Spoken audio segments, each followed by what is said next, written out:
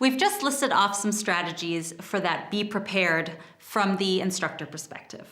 Now, how can we best prepare our students so that they have a smooth experience learning online? What we suggest is setting ground rules for communication and how sessions are structured. Here are a few concrete examples. Number 1, set a rule for your students on how they can best let you know if they won't be attending a live session or coming a little late for whatever reason.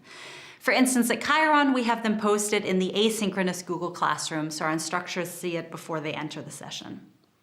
Number 2, decide together with your students how to best ensure that everyone gets to participate and not only a certain few dominate the sessions. At Chiron, we encourage more advanced students to support as facilitators, for instance, because we have a lot of diversity in our online sessions. Number 3, go over where what type of communication takes place.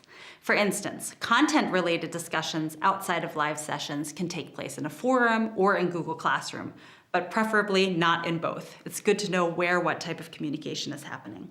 And announcements regarding logistics and administration can maybe be done via email or Slack or another direct communication channel. But again, it's really important to decide ahead which one. It can get very overwhelming when students have lots of different fora and platforms that they have to communicate on. And at Chiron, we have that case where we have multiple platforms for our students: MOOC, Google Classroom, Google Hangouts Meet. Some of these ground rules you may determine alone as an instructor, whereas others may be more effective if they are determined together with your students so that there is buy-in and shared understanding. That way, students also feel that they are the creators of their learning environment and will take a role in enforcing those rules along with you. Once the ground rules have been determined, they should be written down and posted in a place accessible to all so they can be referenced back to. In general, the more you work on a structure beforehand, the easier it will be to focus on the most important aspect of your role. At Chiron, our instructors are volunteers, so we provide them with tutorial guidelines that structure the content of each session. This gives them more space to focus on pedagogical aspects and being present as a facilitator, instead of dealing a lot with preparation or with coordination. Now let's move on to P number 2, be perceptive.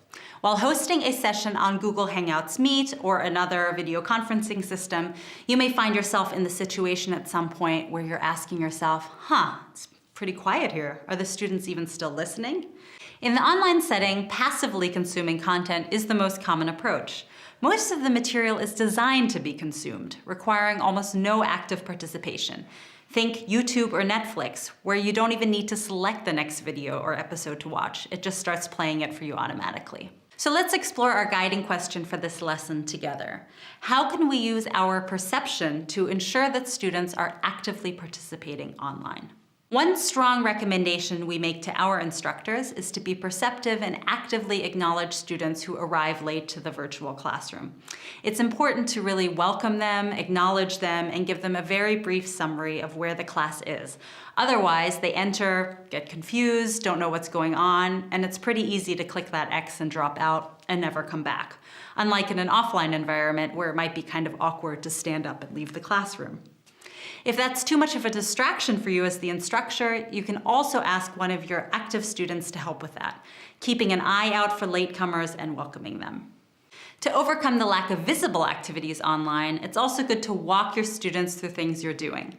For instance, telling them, okay everyone, within the next minute, I'm going to upload those files we're working on. Take that time for some non-digital recovery like having a stretch or taking 5 deep breaths.